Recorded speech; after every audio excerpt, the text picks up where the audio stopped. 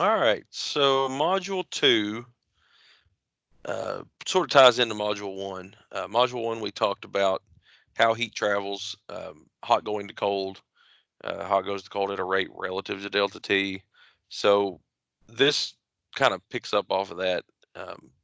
So this, um, get back to the beginning here. So history of refrigeration, we're not really going to spend a lot of time on that. All right, so we already talked about hot goes to cold. Cold is the absence of heat. So um, if it's cold or something is cold, it's because it's lacking heat. So it all goes back to heat, like we said before. You don't just produce air conditioning. You don't just make cold. You have to remove the heat. So that's the way an air conditioner works. Heat migrates to cold, hot goes to cold, and insulation stops the transfer of heat, but it doesn't stop it. So when if you build a house, even if you had a house that was, as efficient as you could build it and had the thickest walls and the greatest insulation that you could have, eventually the temperature inside of that house is going to equalize to the temperature outside. All that insulation does is it slows it down. It slows down the rate of exchange. So heat's trying to get into your house at a certain rate. If you add insulation, it's going to slow down the rate that it gets through those materials, but eventually it's going to get through. It's going to work its way through until it, makes everything equal because nature hates imbalance, right? It doesn't stop it. And so that's where your R values come in. So in the summertime, as we've already kind of talked, here's a good graphic of it. Um, if it's 95 outside and you're trying to keep it 70 in your house, you got a 25-degree delta temperature difference. Uh, Hot's going to go to cold. Hot's trying to get in, so you're trying to remove the heat that's coming into your house. It's what we call heat gain. So in the summertime, your house gains heat. In the wintertime, it's the opposite. So in the wintertime, it's warmer in your house than it is outside. So the heat's trying to escape your house. So that's heat loss.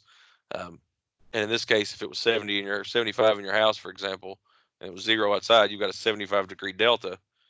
That's a really big temperature difference, which means it's really, really, really trying to escape that structure through those materials.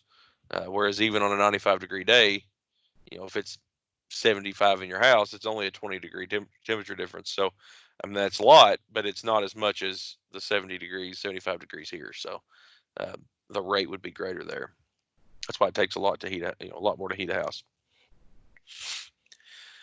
All right. So, and I'll spend a ton of time on this, but hot air rises, cold air falls. So that's why if you have a house that's 2 or 3 stories and you're trying to do all 3 stories with one system, unless you have some sort of zoning system or other sort of way to control each floor individually, it's better off to have a system per floor because each floor is going to heat up at a different rate and they just won't work right. So if that's the way your house is set up, your upstairs probably gets hot in the summer and stays really warm in the wintertime. So it heats really well, but it doesn't cool well. So I'm not going to spend a lot of time on that. All right. At what temperature does water boil? And at what temperature does water freeze? So water freezes and boils at 212 boiling or 100 degrees Celsius, and 32 degrees is where it freezes, 32 Fahrenheit or 0 Celsius. Um, those numbers are not absolute. They're not concrete numbers. Those are all based on in our environment, in our atmosphere, where we live, in an open system.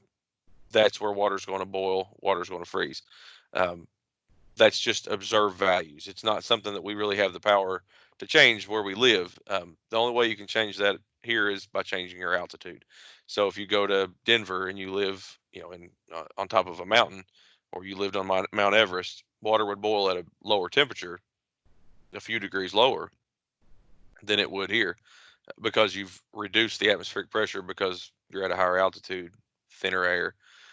And same thing goes with increasing pressure. So if you were to be using an instant pot, for example, you were trying to cook some meat, cook a meal. If you were making that meal, well, how does that work? Well, I can cook that piece of meat faster because I increase the pressure, which means I increase the boiling point to the point that I can make the water a lot hotter. I can make the steam hotter. I can inject more heat into that food in a shorter amount of time than I could just put it in a crock pot or on a stove at atmospheric pressure. So the way that a pressure cooker works is it increases the pressure to the point that you can change its boiling points. Um, Same thing with freezing. those are all relative. If you change the pressures, your freezing points are going to change as well.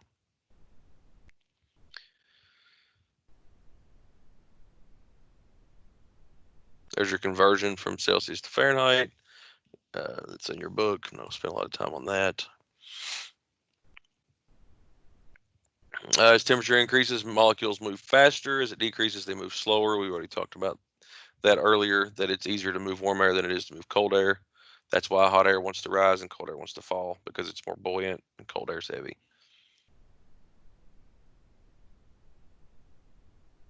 All right, we already talked about convection, conduction, radiation. So not going to spend a lot of time through that. Convection is the movement of heat through fluid. Conduction is the movement of heat through solid materials through direct contact. And radiation is the movement of heat in all directions through heat rays through through space.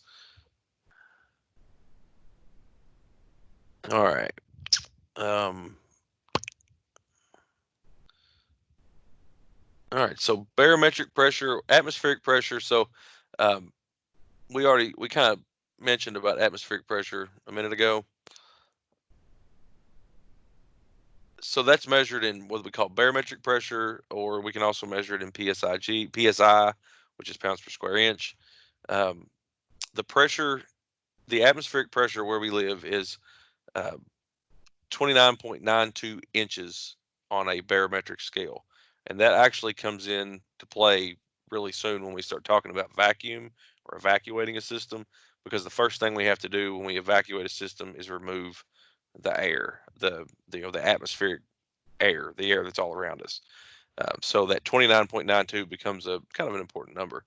You'll see that again.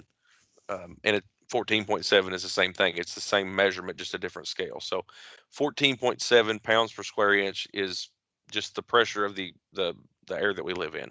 So everything around us has 14.7 pounds of pressure on it. So if you take a pipe and you seal both ends of it, there's still air inside of that. Um, there's still 14.7 pounds of atmospheric pressure inside of that. So that's just kind of a given. So one of the first things you have to do when you vacuum is remove that air. Um, Measured in inches of mercury. So once again, when we get into vacuum, you'll see this again. We measure vacuum in inches of mercury, inches of Hg. That's just the symbol, and it's just based on this scale. So I'm not going to spend a ton of time on that, but at least you've seen it. So sea level, 0 psig, or 14.7 psia. Now this is where, and I think this comes into play in just a few minutes, so I'm not going to spend a ton of time on this.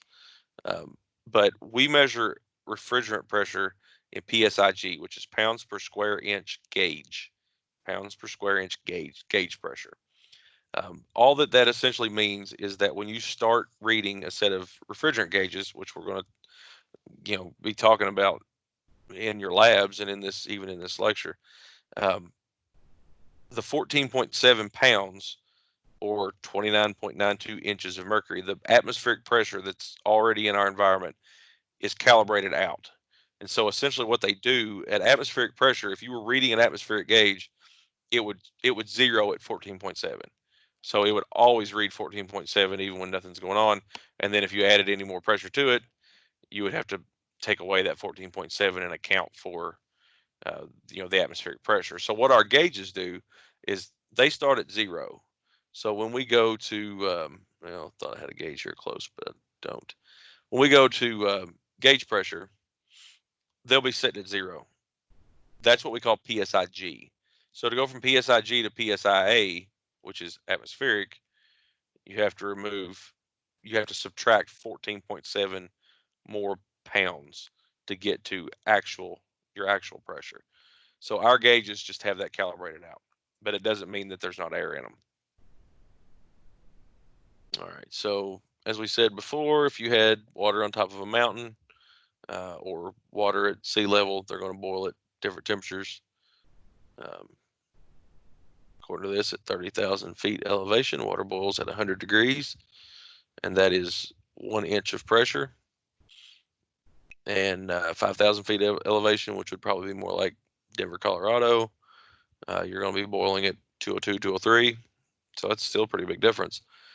and then at sea level, water boils at 212. So that's, kind of where we base that on. We're not going to talk about pumps right now, so we're going to skip that part. Pressure cookers, we already talked about. So to give you a little more concrete example, at 30 psig, water boils at 271 degrees.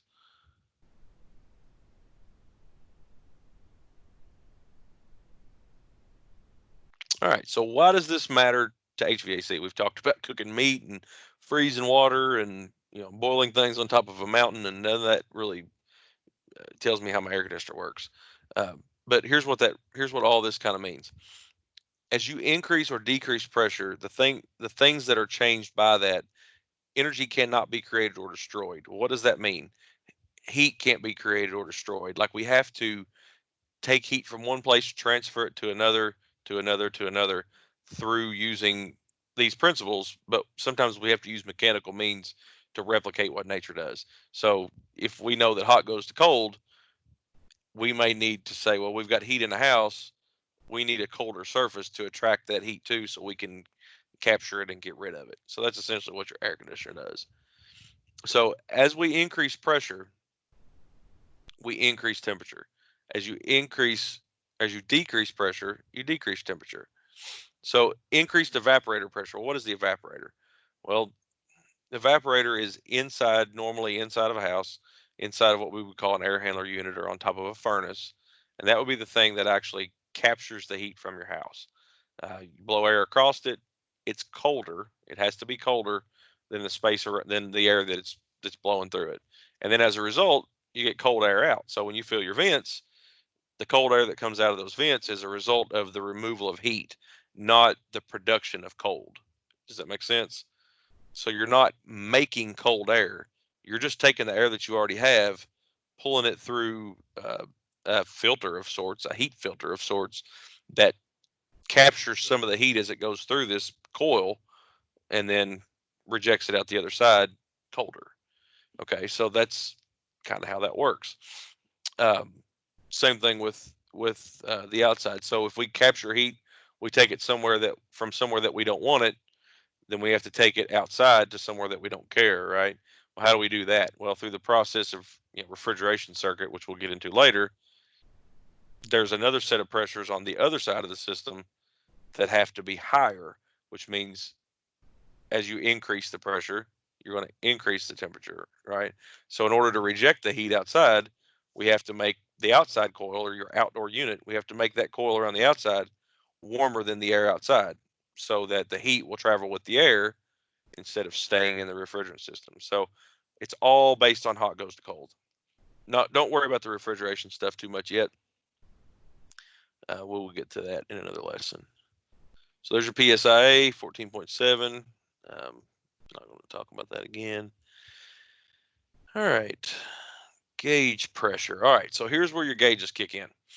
So these are what we call compound gauges, manifold gauges, refrigerant gauges. So we call them Freon gauges. Freon is really just a brand of a certain type of refrigerant. So refrigerant is the actual term that we'll use. But on this, you'll notice, and there's some videos in this module that show you a little more practical use of this, and we're going to do this in our lab as well. So you'll get plenty of practice with this. But just to give you an introduction, so these particular gauges, you'll notice a bunch of different numbers, and it looks really confusing at first. But some of this stuff you won't use at all. You'll just, forget that this even exists. You'll just use what you need to use. So the first set of numbers on the outside, those numbers are pounds per square inch, and this is gauge pressure. This is PSIG. So when your gauges are off, when they're not connected to anything, they should be sitting down here at 0. Now you'll notice below that is this red area, this or some of them may be green. That will be that's your vacuum. So if you're evacuating, like we talked earlier, you have to take the air out of the lines. We'll pull that down into inches of mercury, which we talked about earlier. And you'll pull that down to 29.92 inches of mercury, which is essentially removing all the atmospheric pressure from around it. So that's all that's for. So we're not worrying about that right now, but that's what that's for. So you want your gauges sitting on the 0. and then when they hook to a system, they'll climb to whatever the system pressure is. Now, the next thing you'll notice is that if I'm looking down this hand on this gauge, if this one's sitting at almost 70 pounds or 68 and a half, 69 pounds PSIG, if I follow that line down, you'll see that it hits other numbers on other scales too. So like the second one, this one hits almost 30. This one is on 40. This one is like 68. So what do those mean? Well, this is just an example of a set of gauges. So the ones we have in class are actually different because they measure different refrigerants. But these are set up to measure the temperatures, or what we call the saturation temperatures, which we'll get into um, very shortly.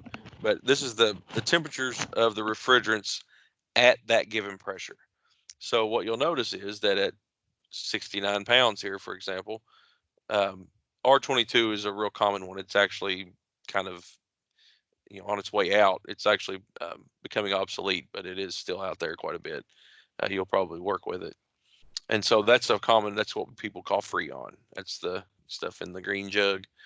And you'll notice that that 69 or 70 pounds corresponds with 40 on this R22 scale. So if I go to that scale, R22, that's that middle one, that's the green. This one here is R134A. That's typically found in vehicles, and then in some commercial refrigeration applications, larger stuff, and like refrigerators. A lot of coolers and stuff will use 134A. And 404A is kind of the same way. So those are two that we're not going to use as much right now. So let's just focus on R22, for example. So you go up the scale and you go to the 40 degrees with a 40. Well, what is that? That is degrees. So 69 pounds, for example, is about 40 degrees of and that's what we call the saturation point. Not going to spend a lot of time on that, but essentially all that's telling you is at 70 pounds, the temperature, or the saturation temperature of this refrigerant, or you could even call it the boiling point, is 40 degrees at 70 pounds or 69 pounds. If you change refrigerants, then those numbers can change. So all that is a scale. So it's saying at this pressure, this is the temperature. Well, let's imagine that it goes from 40 to 50 degrees. Well, what's going to happen to pressure as a result? Well, if this hand were to go from 40 down to 50, then it's going to line up with about 84 pounds. Okay, so if I increase the temperature, then I increase the pressure as a result. Well, what happens if for some reason I was able to pressurize this? Let's say I added more refrigerant. I added more pressure to the system. I put more Freon in it. Okay, so I mechanically added, I increased the pressure. Well, what's going to happen to the pressure? What's going to happen to the temperature if I increase the pressure? It's going to go up. Okay, now let's say that this thing were to spring a leak and it gets a hole in it and it starts to leak refrigerant. And as a result, the pressure is going to go down. Let's say it goes down to 50. Well, now you're at 25 degrees, right? So I'm not so worried about you understanding your gauges at this point, as much as I'm just kind of wanting you to see that there is a relationship between pressure and temperature. The gauges are something we're going to work on a lot, so don't freak out about that.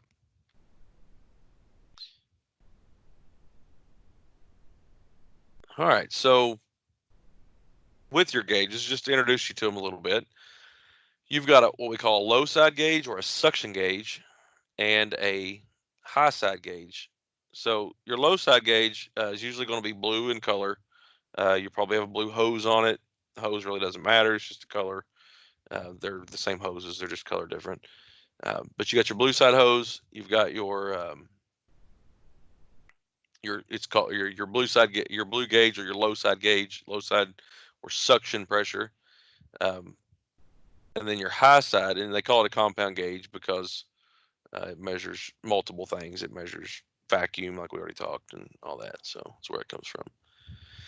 And then your high side, you can kind of think blue for cold, red for hot. So one's going to be one line is going to be colder. That's where you're going to put your blue, and the other line is going to be warmer. That's where you're going to put your red. Just kind of a little tip. So this is a typical way that maybe your gauges could look.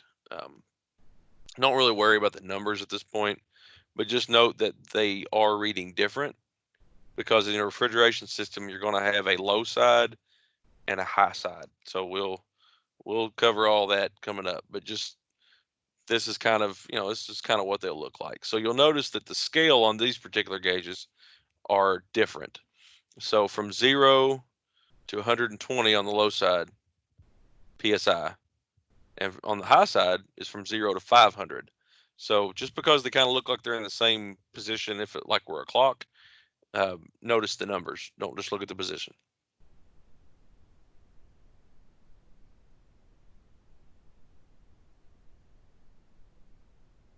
So this is kind of our example that we already talked about. So as pressure increases or decreases, temperature goes with it.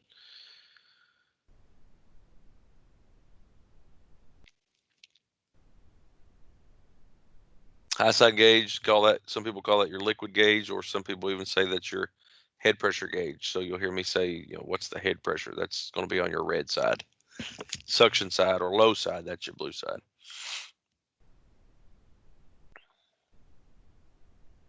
Saturated refrigerant means that, so when I say saturated suction or suction saturation temperature, that's the point at which these refrigerants, they can be vapor and liquid, maybe in the same coil or in a jug. So if I have a jug of refrigerant, in that jug is going to be liquid refrigerant, and then on the top there's also going to be vaporized refrigerant, because those refrigerants boil at much different temperatures than like water would, for example.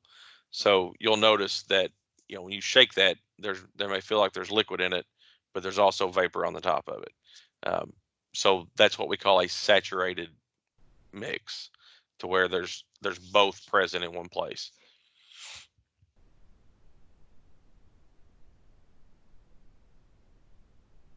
Okay, I'm going to see where we're at on this, because I don't want to get too much going in one slide. Yeah, we're not going to go any further. So we're going to stop there. So that kind of talks about your gauges, and then the next lesson we will we'll deal with pressures and temperatures and other things. So we're going to stop right there with this lesson. Actually, there is one other thing I want to show you before I stop. So I'm going to pull up a different slide here. This is out of your textbook.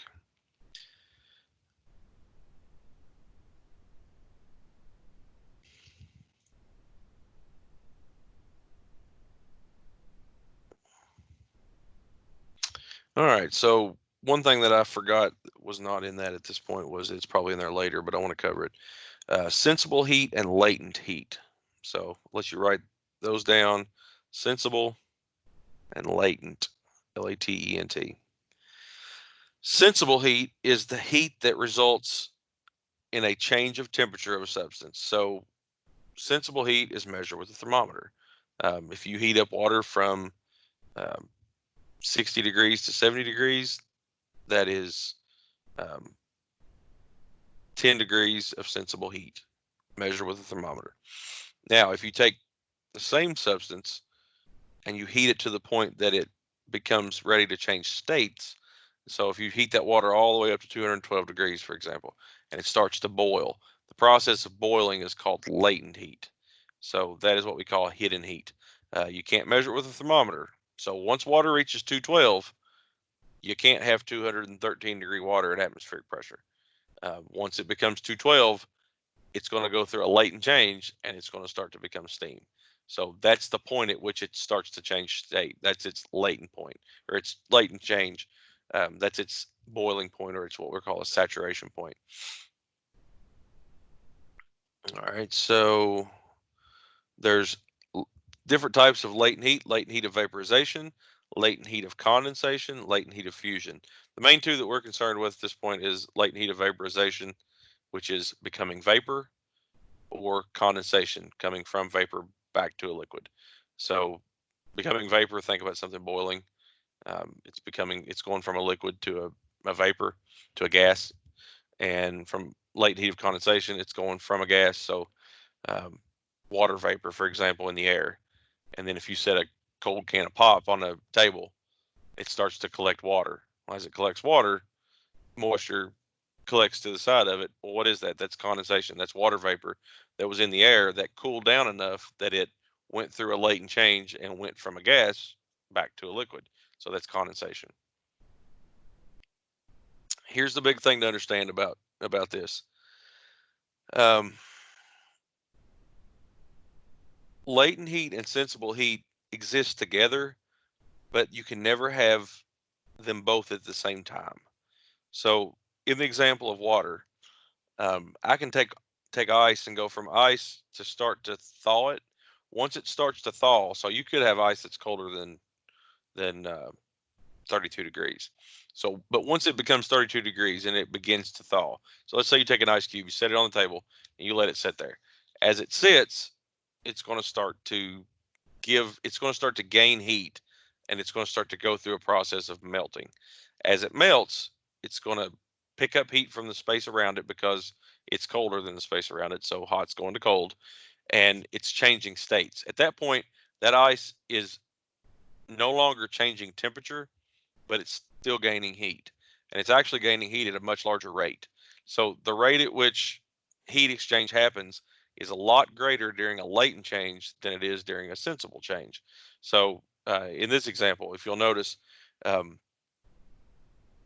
you'll see that it talks about BTUs, and this is something we'll talk about a little bit later. But BTUs is just an amount of heat or quantity of heat. And so if you go from 32-degree ice to 32-degree water, yes, you can have 32-degree water.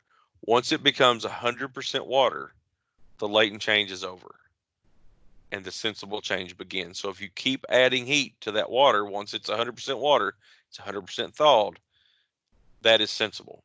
So from 32 degrees all the way up to 212, that's all a sensible change. So you're going to heat water from 32 degrees up to 212. That's 180 degrees that's measurable on a thermometer of sensible heat change. Now, what happens once it gets to 212? So let's say you take ice cubes and you put them in a bowl and you put them on the stove and you heat them up until they thaw and it becomes just a bowl of water. That was a latent change. Once it's all water from 32 degrees all the way up to 212, that's all sensible. You could stick a thermometer in it and measure it every step of the way. Once it hits 212, your thermometer is going to stop climbing. Then you're going to start boiling. When you start boiling, that's latent. You can capture. You can. It takes a lot more heat um, to boil water than it does to get water up to the point of boiling. So you would think from 32 degrees all the way to 212, that's a lot of heat. But actually, in BTU terms, it's only 180 BTUs versus 970 to take that same amount of water and to boil it all the way to the point that it becomes 100% steam. So a lot more heat. That's why a lot of, if you go back to cooking, but a lot of recipes will say, bring to boiling and, for 5 minutes and then let it sit. Because until you get it to that boiling point, you're not putting enough heat into it. So you can't just put it into hot water.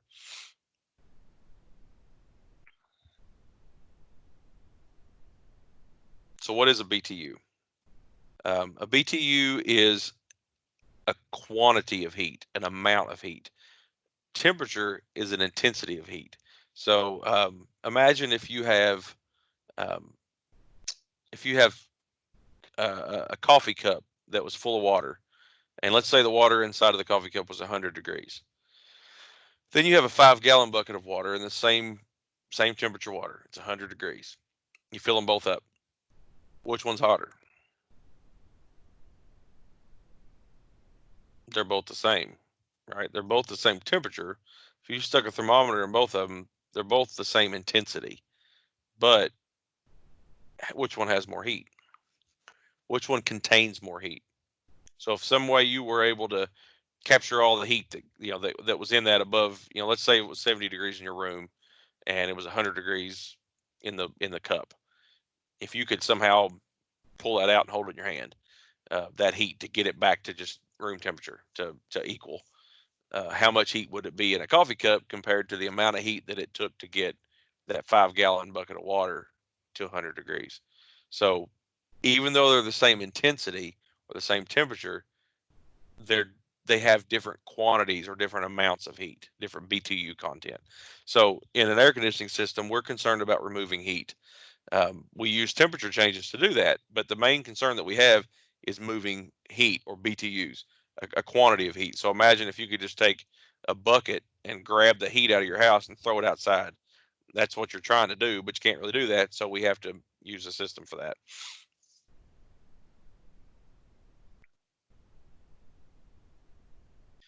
All right, so I'm gonna.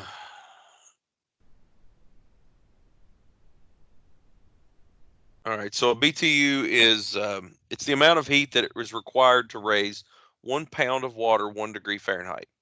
Now, what does that mean? Well, a bottle of water, a water bottle, is about a pound. If you raise that water bottle from 68 to 69 degrees, let's say, or whatever, um, that takes 1 BTU to do that. Well, what is a BTU? Um, how much heat is in a BTU? Well, it's about the amount of a that's in a kitchen match. So if you light a match, that amount of heat is about the quantity of a BTU. So it takes one kitchen match worth of heat to heat a bottle of water in an hour, 1 degree Fahrenheit. So that's BTU. Kind of gives you an idea, what it really means. Another example of quantity versus intensity. Imagine if you have a house that is 1,200 square feet, small house, and then you have another house next door that is 5,000 square feet, 3 stories, has a pool, has a basement, has all this crazy stuff. But both of those house thermostats are set at 72 degrees. Can you use the same system to keep both of those houses at 72? Well, what's the purpose of the system? The air conditioning system's purpose is to take heat from the building somewhere we don't want it and to throw it outside to somewhere we don't care. We have to have a system that's large enough to say how much heat's coming into this building.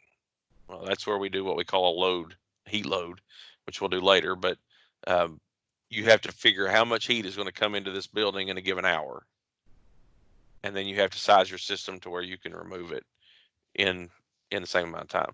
So obviously, it's easy to think that even though they're going to be the same temperature, the large house is going to have a lot larger amount of heat than the smaller house. If that makes sense. So that kind of sums up this lesson. So we're going to stop right here. This is your module 2. So you can go through that, check out all those assignments. There will be a quiz at the end of this that you'll have to do before you start your lab. And then we'll pick up from there. We'll start talking more about gauges and refrigeration systems. So we will stop this right here.